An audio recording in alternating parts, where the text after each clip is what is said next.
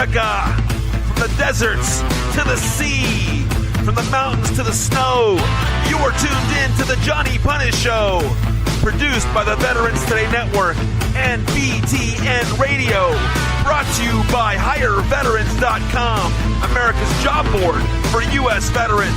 Let's get this show rockin'!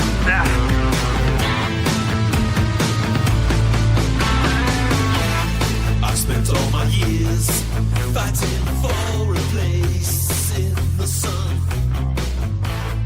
and I hit the ground running. Welcome to Punish Radio. We have Cynthia Temorcioglu from Canada.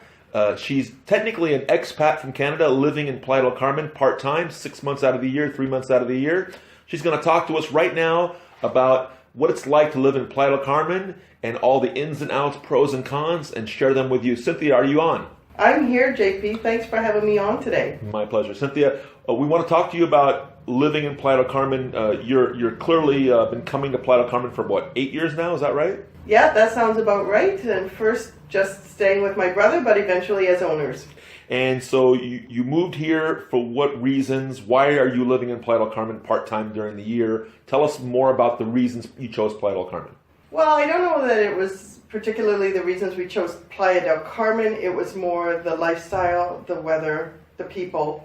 Playa happened to be the place we ended up because my brother lived here first. So we would come and visit him and fell in love with Playa. We are from the west coast of Canada, and some years, especially this year, we get terrific snowstorms. This year was a really bad one, so we don't like the snow, but we love the sun and the beach, and I love the sun. So we decided to come down here, hang out with my brother, fell in love with the place, and eventually bought a place because our plan is to spend 6 months here. Right now we've been here as much as 3 months at a time. 1 year we were down here 3 times in 1 year, which was interesting. We usually make it in the springtime, January, February, and we're here for up to 3 months at this point. So technically you're actually almost a snowbird. Pretty much, yeah. I would call us a sunbird because we're going away from the snow, right? Okay. So we're sunbird, I like that. Yeah. Okay, and of course, let's get right into it. Let's talk about real estate because that's the number one thing, right? You come down to Playa del Carmen. Do you rent? Do you buy a condo? What was your experience? People are scared. Can I own? Do I need a trust? Go ahead and tell us how you did this and how you found the right kind of condo and why did you buy versus rent? Well, for us, it was very much a personal decision. As I say, my brother lives here. Had he not lived here, we would have never bought here. Mm-hmm. We come because we have a very close relationship. Mm-hmm. So for us, wherever he was, we would have been coming and visiting. And because he chose to live here, we eventually bought a place because, there's only so much hospitality your brother wants to give you year after year. Right. So we decided to buy a place, and we use it as a rental property as well. So it's an extra source of income for us, right? Because that's huge. You can't just have one source of income. That's been our philosophy throughout our married life. So when we're not here, we rent our condo out, and it sustains itself that way. We're not putting extra money into it. Right. So you buy it in the first place, and then during the times that you're not here, you're able to get that income. Talk about that. How much income is that? Is that enough to at least pay the expenses? I mean, where does it sit in? Because people out there are wondering, should I buy or should I not? Is it going to work out for them? Right. And again, it's a personal preference. Fortunately, when we did buy, my brother was selling real estate. So we had the luxury and the peace of mind of knowing that we had a good person in our corner taking care of us. You have to make sure you have someone who's very familiar with all the ins and outs of the local market, how it works, that there's a title in place is really important because some places are sold with no title, and that can lead to problems down the road. So for us, we had peace of mind of knowing that my brother was taking care of it. Matter of fact, we signed a power of attorney the day we left the country. And we went home, and my brother took care of everything until the point he said, okay, it's yours, you own it. Gotcha. We had nothing to do Well, with most it. people don't have a brother in the marketplace, Yeah, so so they you need to got be to make careful. sure you have someone reputable to help you. It's lifestyle. It's what you want. Do you want to be concerned about having a property in another country?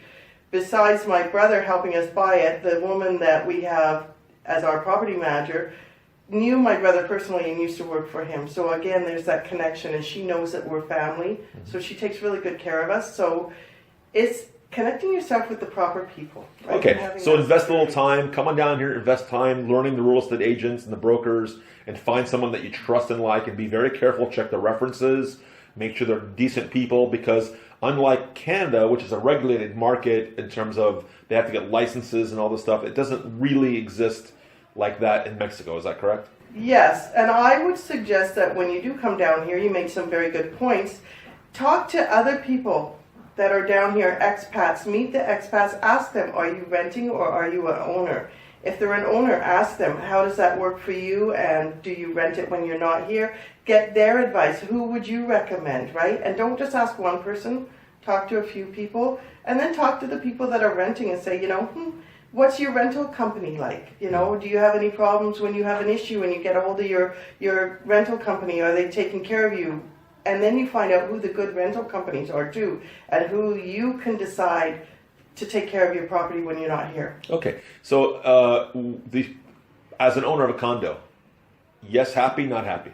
I love it. I wouldn't change it for the world. We specifically got a 2-bedroom condo because we love sharing it with the people that we love. So family, friends, there's always a constant cycle of people coming to stay with us while we're here. Right. Just in the 2 weeks I've been here, you've already had some friends from Chilliwack, Canada, visit you here. And now, as I walked in, you got a brother-in-law and a sister-in-law here staying. It's like a hotel. Right. And we have other people coming in on Friday, but they have their own condo, friends of ours, longtime friends. And when we bought down here, they decided they should as well. So they have a condo. We have other people that might be coming to see us and stay with us in April. So it's like, yeah. Well, I guess it's not a hard sell, right? I mean, come to Playa del Carmen, the Caribbean beaches, the warm weather. You're not exactly twisting arms, are you? No, are you kidding me? We say, you know what? All you have to do is get the hotel, the airfare, and you have a place to stay with us. Wow. So it's actually a pretty cheap deal. It's a great deal, and Yeah. we love being able to share that with people. Yeah, that's right? beautiful. I think that's the perfect way to do it. For those of you listening, if you're in a position where you can afford a condo, or even if you're wealthy or semi-wealthy, wow, what a great thing to do for your family and share. So that's basically, you're doing this for family and friends. More so, because we often get people. I have a Facebook page for my condos specifically, and I have people contacting me all the time saying, hey, can we come and rent your place? And it's always when we're here. Mm-hmm. So really, if we weren't here, we could make a lot more money, but that's not why we bought this place. We bought it for our enjoyment. Mm-hmm. And when we're not here, if it can be rented to others, great. But we're not going to give up our time here to make a few bucks. Right. So I guess a lot of people in Canada, the U.S., snowbirds or sunbirds, that's probably a good way to look at it. Is, look, if you break even, you're doing good because you're enjoying your vacations basically at no more cost. Exactly. So don't take that for granted, right? Just enjoy that part of it. Mm-hmm. Don't try to make millions of dollars because you're not.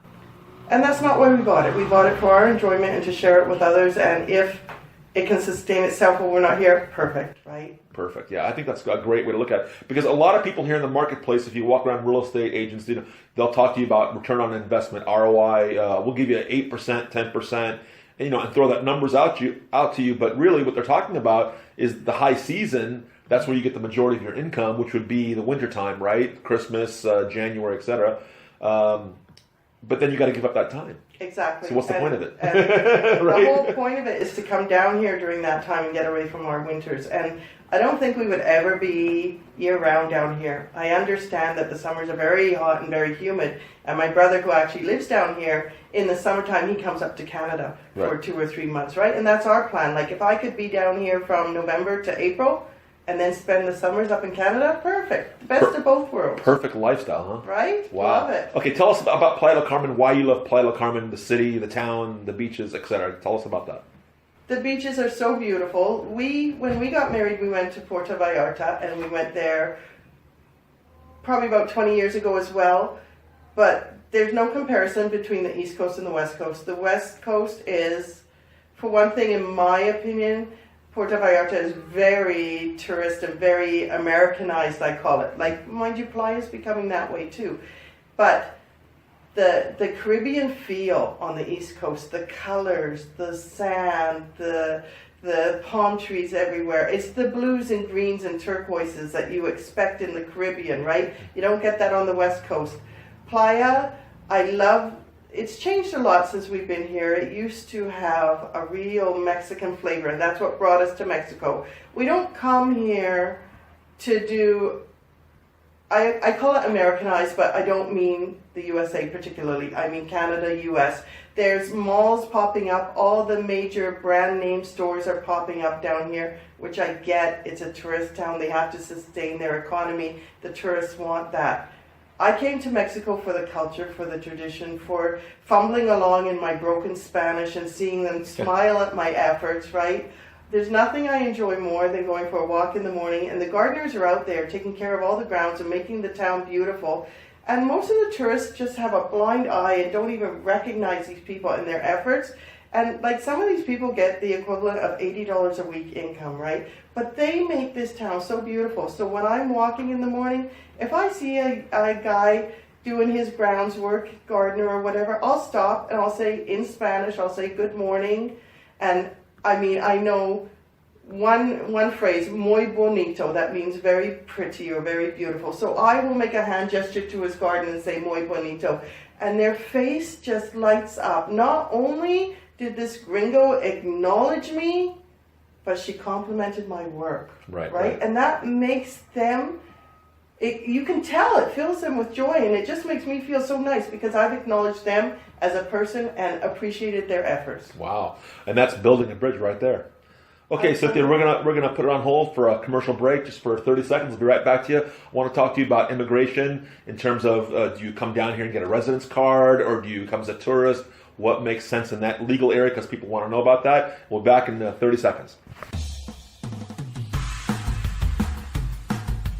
You're tuned in to BT Radio, produced by the Veterans Today Network. Brought to you by HireVeterans.com, America's job board for U.S. veterans. Find your job at HireVeterans.com.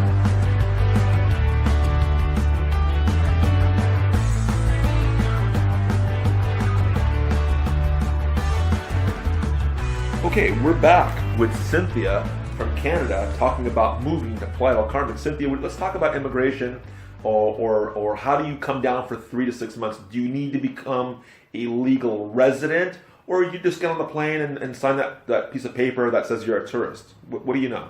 Well, I just hop on a plane. Just put me there, and if they don't want to send me home again, that's okay. I don't mind. All right, so basically you're on a tourist visa. Seriously, I'm on a tourist visa. But you know what? I'm going to mention something because nobody told me this until after the fact, when one year I traveled here by myself, and when I came home, my husband told me this. That little piece of paper that they give you after you fill out your form and you go through security and stuff, and they stick that little piece of paper in your passport, don't lose that. You need to have that to leave the country again. So be careful of that. Nobody told me that. I thought it was just whatever. Right. I didn't realize I had to have it. If I had known, I would have tossed it a long time ago, and then I could never leave. Well, immigration-wise, if you're Canadian or American, as long as you're not here longer than 6 months, then technically speaking, you can come on a tourist visa. But if you're going to stay longer, you have to get that tourist visa renewed. So you have to leave the country, and you have to come back. So in this case, in Playa del Carmen, you'll have to go to Belize, which is 4 hours south, enter Belize, come back to Mexico, and get another tourist visa to stay another 6 months. And that and wouldn't people do be that. a hardship. That's not a hardship. I mean, it's a beautiful drive down to Belize. It's like right? very pretty. It's you got to pass adventure. Tulum is really ugly, right? It's terrible on the Caribbean, right? Only the Mayan ruins or famous Mayan ruins are there. You're going to pass Lake Bacalar, which is the second largest lake in all of Mexico. 50 miles long. It's one big pool that you can jump in. It's super warm. I love Bacalar. It's amazing. I mean, I have a little story. Okay. A Canadian, when you say go in the lake, lakes in Canada are cold. I don't care if it's the middle of summer. The lakes are cold. So we're down in Bacalar with my brother and his wife, and they knock on our door at 8 o'clock in the morning. Said we're going to go down to the wharf, and Sean's going to cut up this big pineapple that we picked up on our way down, and you guys can stand in the water and he'll hand us slices. And I'm thinking 8 o'clock lake, right? Right. No.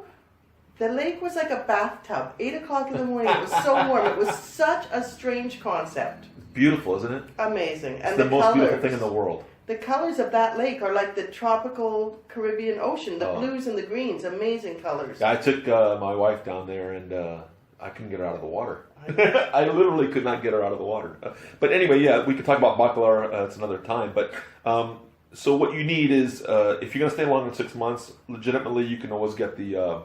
It's actually very easy now to get a residence card here to live. It used to be very difficult 10 years ago, but now it's a matter of 6 weeks. You apply, prove that you make over a couple grand a month, so that way you don't take people's jobs, and then that's it. That's all you need. It's one of the easiest places in the world to move to. And considering all the issues that they're having on the other side of the border, they don't want people. Mexico's happy to have you. Mm-hmm. And let's segue to that from that to cost of living. Now, with the cost of living here, there's two things. Number one, you're here for 3 to 6 months. How are you sustaining yourself economically? Most people have jobs and they can come for a week or two, but you're here for 3 months. What are you doing? Are you working online? What's happening with that? Well, when my brother first moved here, we contemplated coming with them, but we couldn't figure out how to have an income because you can't come down here and get a job. You're not allowed to. You can come down here and be a business owner, and I'm not sure if you actually have to have a Mexican national as a partner or not. But you can come down here, you can buy a business, from what I understand, and you can employ locals. Mm-hmm. But again, you have to pay attention and be babysitting and taking care of, and it's a 9 to 5 or more because it's a business, right? So we didn't want that. So we didn't end up coming originally, like pack up and leave. But about 3 years ago, I got involved with a network marketing company, and it's an online source of income for me. So perfect. I can be wherever I want to be in the world as long as I have an internet connection, mm-hmm. I have an online business, and I can be earning an income. Okay. So, what is that online business, can I ask? If you don't mind? I work with a company called Nucerity International. They have medical technology for people with skin issues. So everything from aging to people with psoriasis, rosacea, acne problems, scarring, it helps with all that. There's 8 products in my line. I don't have to inventory any of it. It's all done online at my own personal website. Oh, what's your website address? I actually have a business website that covers everything. It's called werollsuccess.com, and on there I've put information about the business itself. There's also a tab on there that says try the products, so if people want to see the products, just click the Try the Products tab, and that takes you to my e-commerce website. Can you say that again, the website address again, please? werollsuccess.com. Love that name. werollsuccess.com. Let's not forget that. Let's go check that out, folks, and see what she's doing, because if anything, get some ideas of how you can do it in your own. Maybe you can join Cynthia with Nucerity, or maybe you can just get ideas on how to create your own online business. But the bottom line is try to create a stream of income so you can spend 3 to 6 months down here, or even move down here full time without actually taking someone's job. Because what Mexico is concerned about is that you're taking someone's local job. You can still get a job down here, but you have to go through the process of legal residency and then get a work permit. And it's not impossible. People do it all the time, but it is a process. You have to invest in living here full time. In Cynthia's case, of course, because you are a sunbird, then you get a tourist visa, you work online, everybody's happy, everybody loves you, nobody hates you, you're spending your money in town, you're making money. Let's talk about cost of living. What have you noticed differently in terms of food costs or living costs while you're here in Playa del Carmen? I talk about this all the time. I have a blog that I do, and I've done this blog for years and years on stories about what I do in Mexico. And I love posting about the food and the price of food. It's amazing how economically you can live down here. I mean, we don't eat on the tourist strip. There's one street here called Fifth Avenue. It's a pedestrian street with all the nightlife and the restaurants and the tourist shopping. We don't eat there because you're tourist prices, right? So what you do when you get familiar and when you get climatized to lifestyle down here is you wander around off the main tourist area and you find the streets that have the restaurants more in the locals areas, and you watch which one has a crowd. Mm-hmm. The one that has the crowd, the food is good because the locals are eating there, and the food is cheap because the locals are eating there, right? So we went out for dinner. There's a place here we love called Doña Marie, and it has tacos and well, I won't tell you the names because most of you won't know what it means. But we had dinner for two with non-alcoholic drinks, and it was like less than $5 American. Right? And you invited my wife and I to have dinner with you the other night at, how do you pronounce it? Doña Marie? Doña Marie. Doña Marie. And the food was outrageously delicious. And like you say, it's local cost, maybe $5 for two. And of course, that's with fresh juices, like coconut juice or fresh mango juice or fresh watermelon juice. The fruits down here are amazing, right? Amazing. Mangoes and this and that. Papayas, if you like papayas. And they have tostadas and they have the tacos. But what I did notice is this great singer that we were there named Eri, E-R-I, Rodriguez. And on veteranstodaylive.com, we're going to see if we can post a video to this young lady, a local lady that was singing for us in Spanish. And if I can get that video and post it on YouTube and post it on the show here, I think you'll be amazed. What's the local flavor and talent of music and foods, and it's just amazing, isn't it, Cynthia? It's amazing. I mean, for people who tend to enjoy their drink, you can get a liter. It's a local brand. It's called Oso Negro. And we like our gin and tonics when we're down here. For us, that's a hot weather drink. Mm-hmm. We can get a liter of gin for like $10 US. Okay. At home, a 750 of gin is costing us in Canada about $45. Whoa! 4 times more, as much. Exactly. Really? Right. So that kind of gives you a perspective on the cost of living down here. What other things and costs that you notice that's different than Canada? I know electricity is really expensive down here. I don't exactly understand why, but it's very expensive. Travel, a taxi is super cheap. And they regulated their taxi costs, so pretty much the taxi drivers are supposed to regulate the costs. I mean, they might tell you it's 100 pesos to take you, say, down to Puerto Aventuras. I don't know if that's exactly the price, but just to give you an idea, 20-minute ride in a taxi, 100 pesos, that's like less than $10. That's about $8. Yeah, right? Canadian dollars. Yeah. Yeah, American dollars, that'd be $5. Yeah. Because the Canadian dollar, correct me if I'm wrong, is about 14 to 1. I believe today. that's right. And yeah. today's American dollar is about 20 to 1. Right. So the Americans are actually benefiting even more than the Canadians in terms of the exchange rate, right? Yeah. But still, Canadians are still winning. Oh, for sure. It's definitely a benefit to be here. And they have, as well as taxi, they have things called Colectivo, and it's like a van that's been gutted and has a whole bunch of seats in it, and it goes up and down the highway and stops at all the places.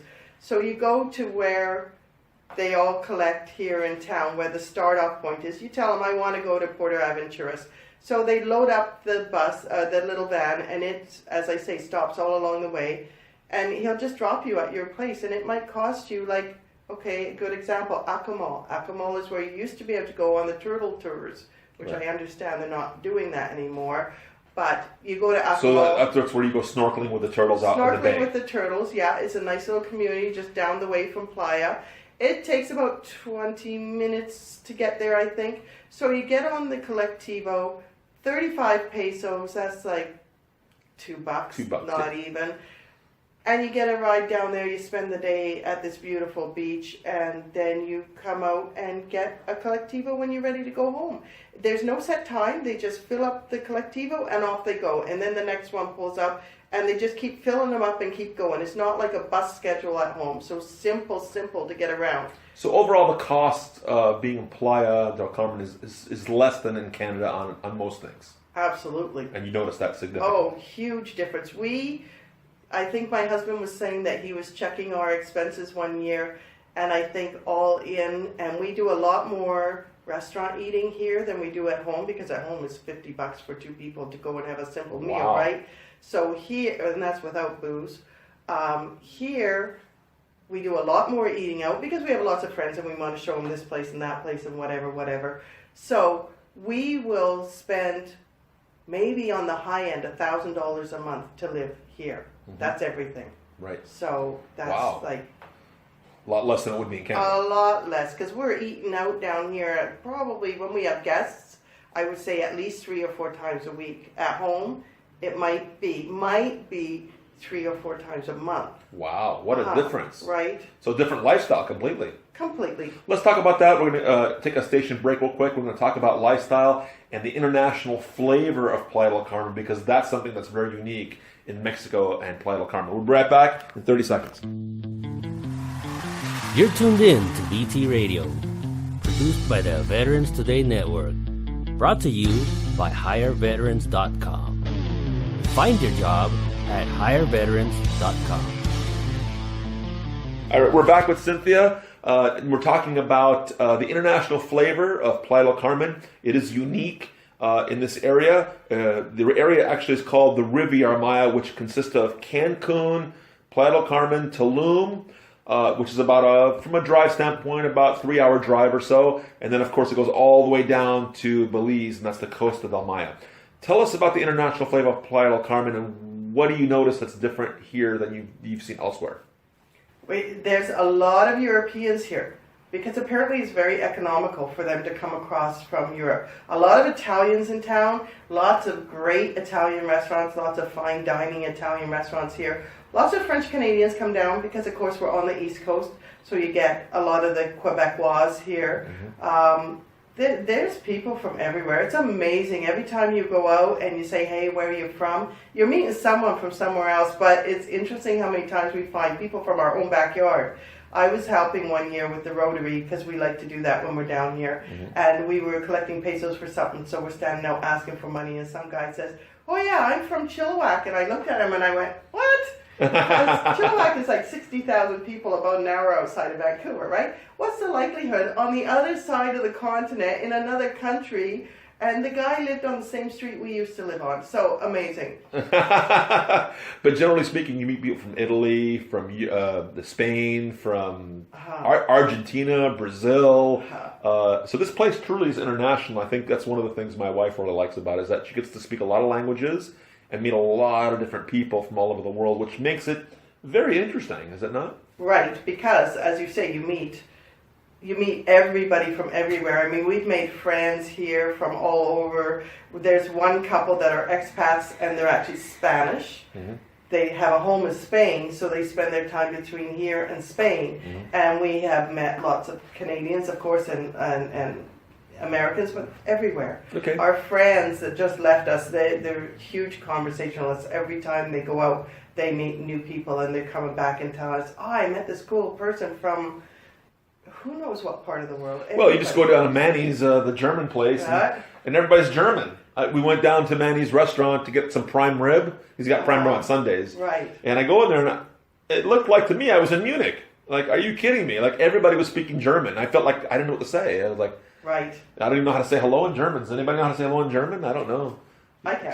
I can say a little bit. Can you? How do you say hello in German? Do you know? Guten Tag, wie geht es Ihnen? That's like, good day, how are you? Oh, there you go. See, I should have took you to there. And then they answer me, and I say, no, that's all I know.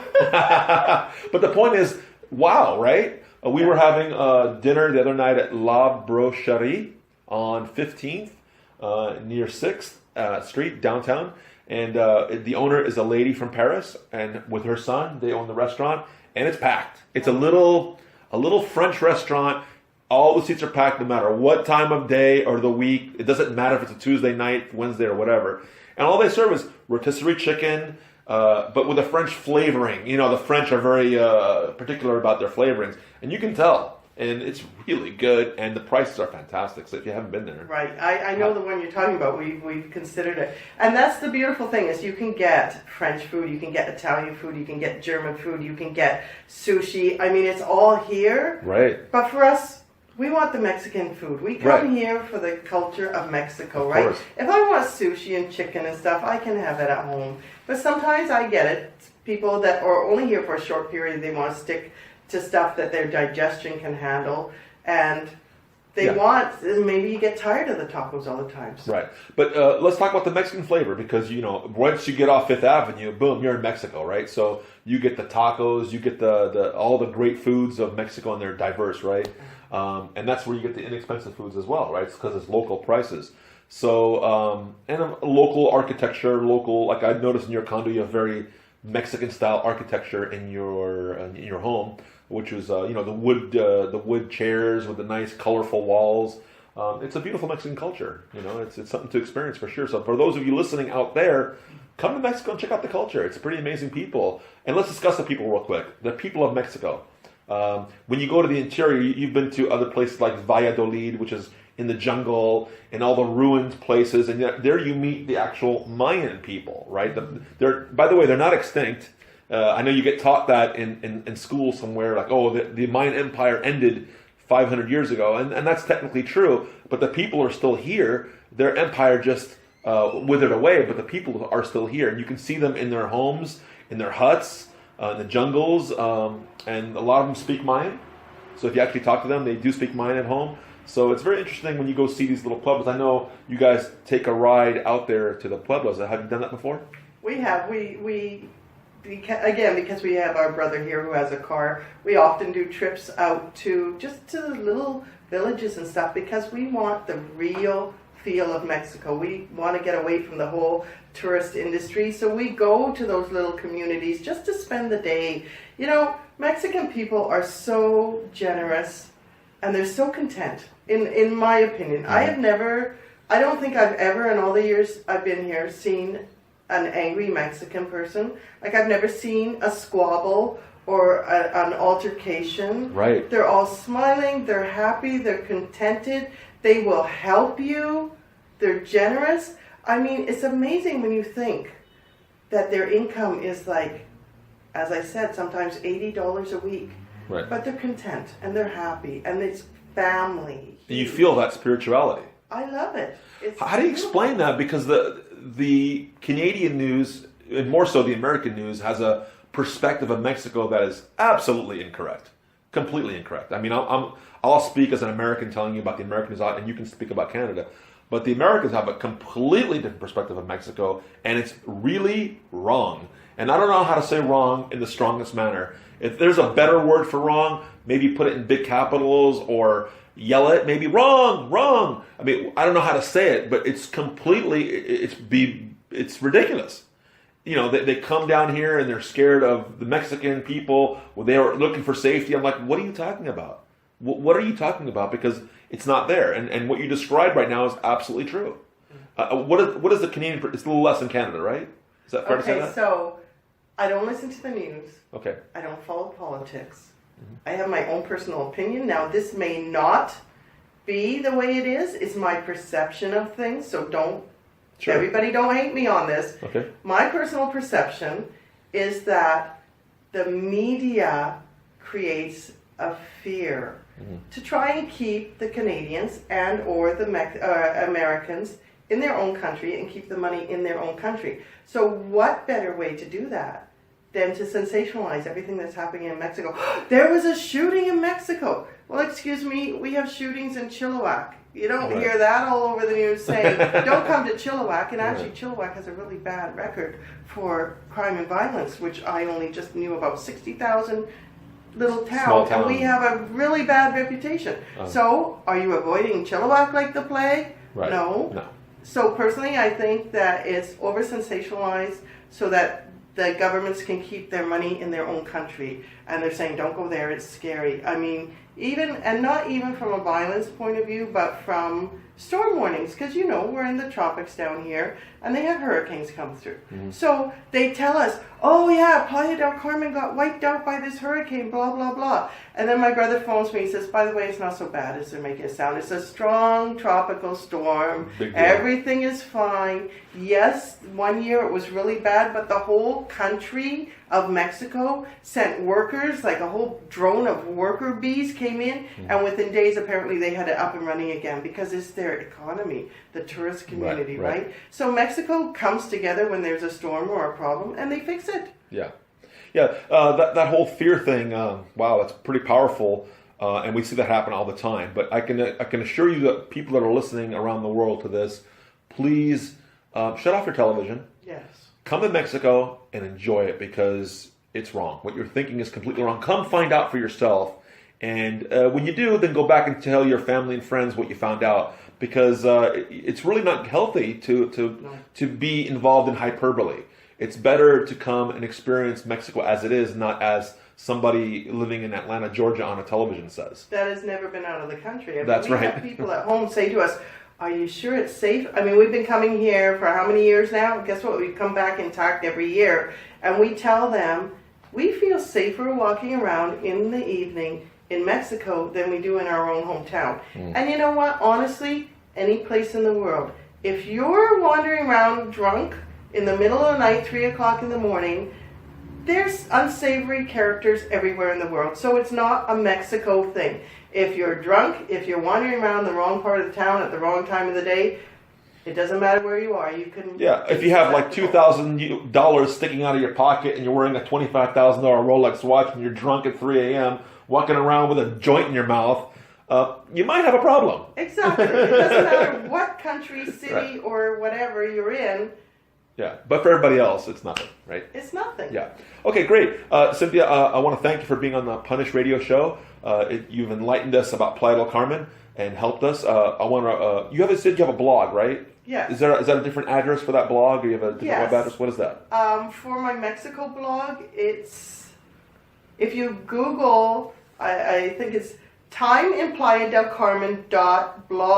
timeinplayadelcarmen.blogspot.ca, I believe is the proper website. But if you Google Time in Playa del Carmen, all is one word, you'll find my blog. Time in Playa del Carmen. Uh-huh. Okay, Google that. And your business, Nucerity, is what again? WeRollSuccess.com. Gotcha. WeRollSuccess.com. Cynthia, thanks for being on Punish Radio, enlightening us, educating us, and get in touch with Cynthia, folks. Call her at Nucerity. Get on her website. Check out her blog. And then come down to Playa del Carmen. It's wonderful. Enjoy yourself.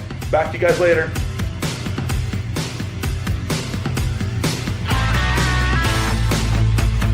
Good day, America!